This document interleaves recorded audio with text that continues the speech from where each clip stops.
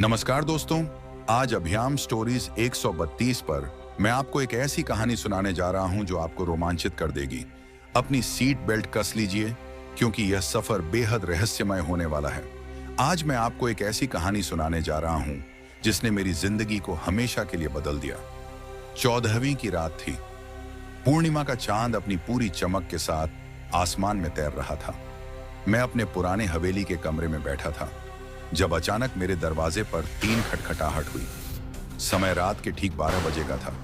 मैंने सोचा शायद हवा होगी, लेकिन फिर वही आवाज आई, इस बार थोड़ी तेज। मैं धीरे धीरे दरवाजे की तरफ बढ़ा। मेरे हाथ में एक पुरानी डायरी थी जिसे मैं पिछले 1 घंटे से पढ़ रहा था। यह डायरी मुझे आज ही दोपहर को मेरे दादाजी के पुराने सामान में मिली थी। दरवाजा खोलते ही मेरी आंखें फटी की फटी रह गईं। सामने एक छोटी सी लड़की खड़ी थी जिसके चेहरे पर घनी लाल चुनरी ओढ़ी हुई थी। उसके हाथ में एक पुराना लैंप था जिसकी रोशनी में उसका चेहरा अजीब तरह से चमक रहा था। क्या आप राजा साहब के पोते हैं? उसने धीमी आवाज में पूछा। मेरा गला सूख गया क्योंकि मेरे दादाजी को वाकई लोग राजा साहब के नाम से जानते थे, लेकिन वे तो 20 साल पहले चल बसे। लड़की ने अपनी चुनरी हटाई और मैं चीख पड़ा। उसका चेहरा बिल्कुल वैसा ही था जैसा मैंने अभी अभी डायरी में देखी गई तस्वीर में देखा था। वह तस्वीर 1947 की थी। पूर्णिमा की वह रात मेरी जिंदगी की सबसे अजीब रात थी। दरवाजे पर खड़ी वह लड़की जिसका चेहरा मैंने अभी अभी डायरी में देखा था, मुझे घूर रही थी। मेरे मुंह से एक भी शब्द नहीं निकल रहा था। आप डरिए मत राहुल बाबू, उसने कहा। मैं आपको कोई नुकसान नहीं पहुंचाऊंगी। मैं यहां एक बहुत जरूरी काम से आई हूं। मेरा नाम जानकर मैं और भी हैरान हो गया। मैंने हिम्मत जुटाई और पूछा, तुम कौन हो?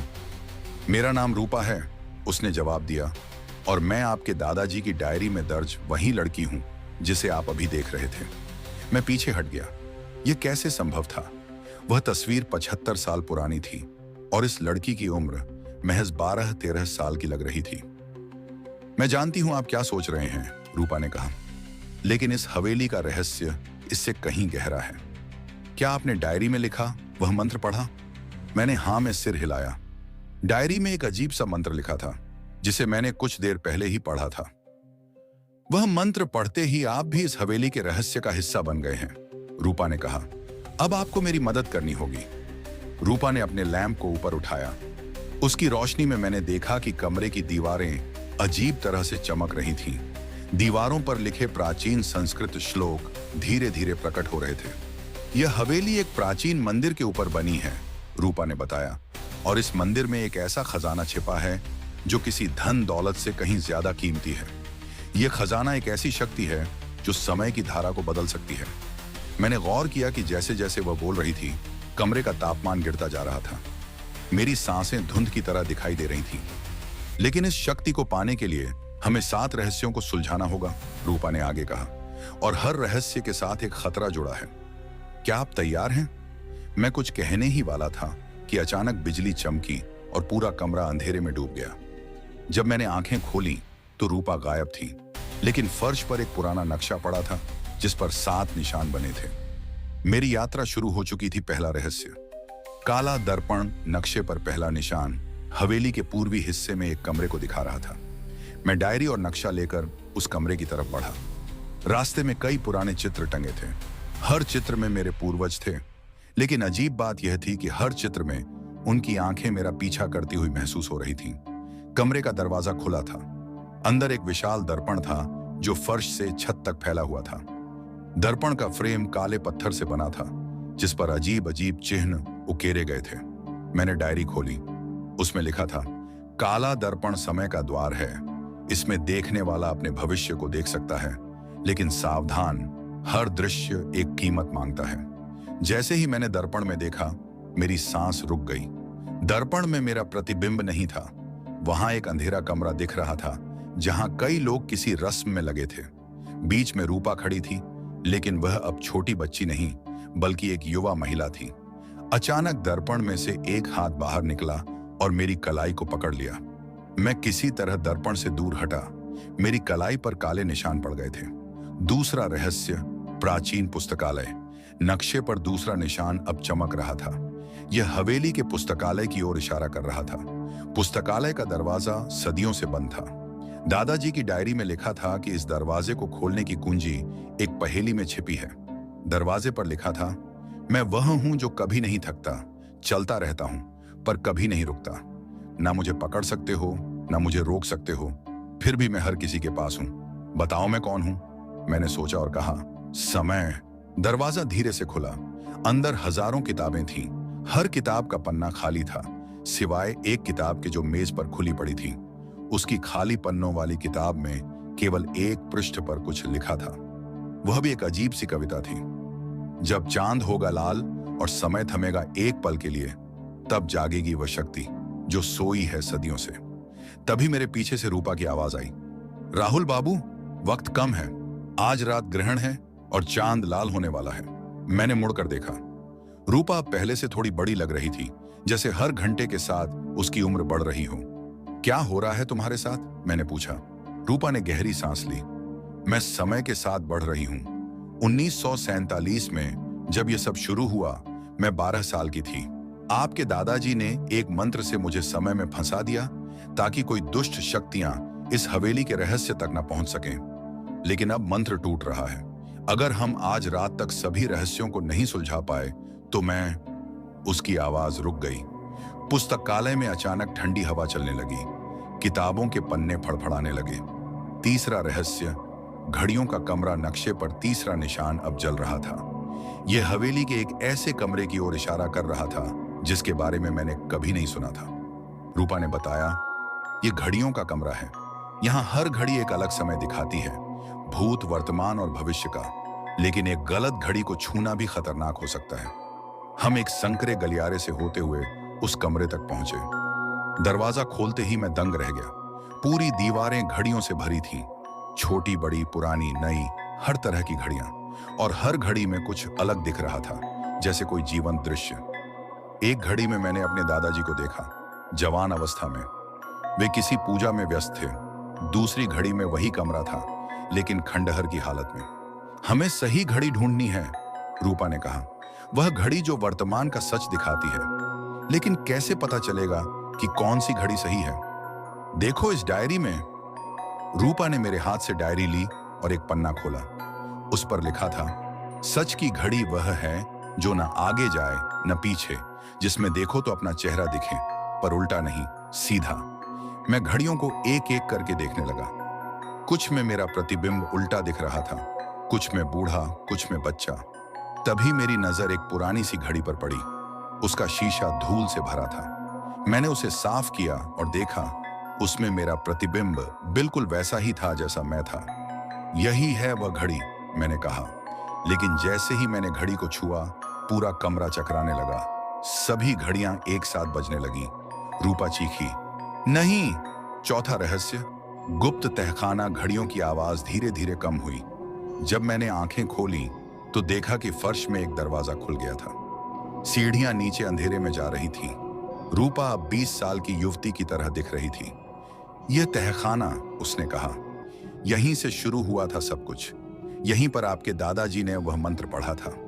हम सीढ़ियों से नीचे उतरे। तहखाने में एक विशाल कक्ष था। दीवारों पर मशालें जल रही थीं।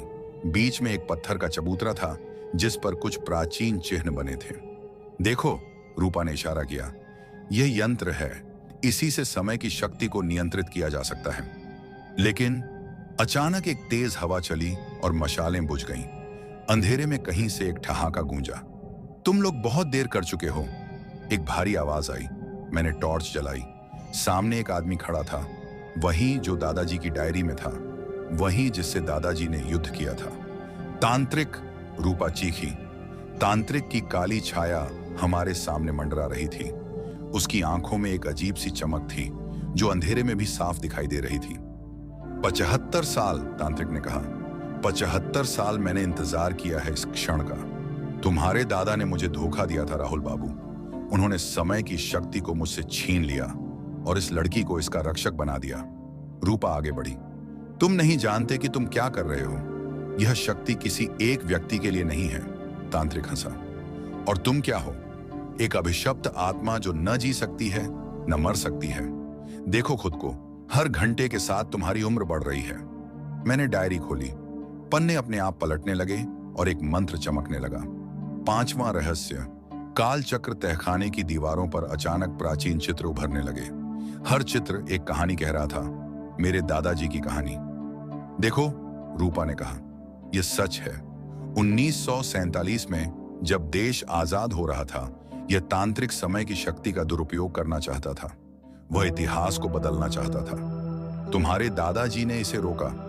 चित्रों में एक युद्ध दिखाई दे रहा था, मंत्रों का युद्ध, दादाजी और तांत्रिक के बीच शक्तियों का खेल। लेकिन उन्होंने मुझे क्यों चुना? मैंने पूछा। क्योंकि तुम विशेष हो, रूपा ने कहा। तुम्हारी रगों में वही खून है। 6ठा रहस्य। 7 मुद्राएं। तभी तहखाने के फर्श पर 7 चक्र बनने लगे। हर चक्र एक अलग रंग का था। 7 मुद्राएं, तांत्रिक बोला। 7 शक्तियां, जो इन्हें खोल सके वही समय का स्वामी बन सकता है। मैंने डायरी में देखा, एक पेज पर लिखा था, पहली मुद्रा प्रेम की शक्ति, दूसरी मुद्रा साहस का प्रतीक, तीसरी मुद्रा विश्वास का चिन्ह, चौथी मुद्रा त्याग का गुण, 5वीं मुद्रा सत्य की राह, 6ठी मुद्रा करुणा का स्पर्श, 7वीं मुद्रा आत्मज्ञान का प्रकाश। रूपा ने मेरा हाथ पकड़ा। राहुल बाबू, हर मुद्रा एक परीक्षा है, हमें सभी परीक्षाओं से गुजरना होगा। 7वां रहस्य।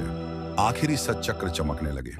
हर चक्र से एक कहानी निकल रही थी, एक यादें निकल रही थी, मेरे दादाजी की, रूपा की और मेरी भी। मैंने देखा, पहले चक्र में मेरा बचपन था, जब मैं इसी हवेली में खेलता था। दूसरे में वह रात थी जब मैंने पहली बार भूत की कहानियां सुनी थी।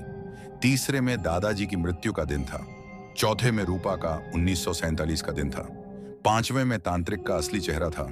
6ठे में वह मंत्र था जो सब कुछ बदल सकता था। और 7वें में वह सच था जो अभी तक छिपा था। 7वां चक्र खुलते ही पूरा तहखाना प्रकाश से भर गया। हवा में तैरते हुए दृश्यों में एक कहानी दिखने लगी, वह कहानी जो किसी को नहीं पता थी। नहीं, तांत्रिक चीखा, यह नहीं हो सकता। दृश्यों में साफ दिख रहा था, तांत्रिक कोई और नहीं बल्कि मेरे दादाजी का जुड़वा भाई था। 1947 में जब देश आजाद हो रहा था, दोनों भाइयों ने एक प्राचीन मंदिर में समय की शक्ति को खोजा था। लेकिन एक ने इसका उपयोग लोगों की मदद के लिए करना चाहा और दूसरे ने अपनी महत्वाकांक्षाओं के लिए। रूपा आगे बढ़ी। अब वह एक परिपक्व महिला की तरह दिख रही थी। मैं तुम्हारी बेटी हूं, उसने तांत्रिक से कहा, जिसे तुमने समय की शक्ति के लिए त्याग दिया था। मेरे दादाजी ने अपनी भतीजी की रक्षा के लिए उसे समय में फंसा दिया था, ताकि उसका पिता उसे अपनी महत्वाकांक्षाओं के लिए इस्तेमाल न कर सके। 7 मुद्राएं एक एक करके खुलने लगीं।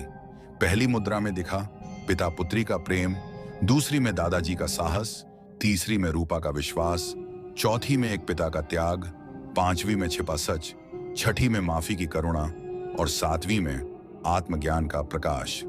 तांत्रिक के आंसू बहने लगे। मैं माफी चाहता हूं बेटी। रूपा ने अपने पिता को गले लगा लिया। उनके मिलन से सारे चक्र एक साथ चमक उठे। समय की शक्ति उन दोनों के चारों ओर नृत्य करने लगी।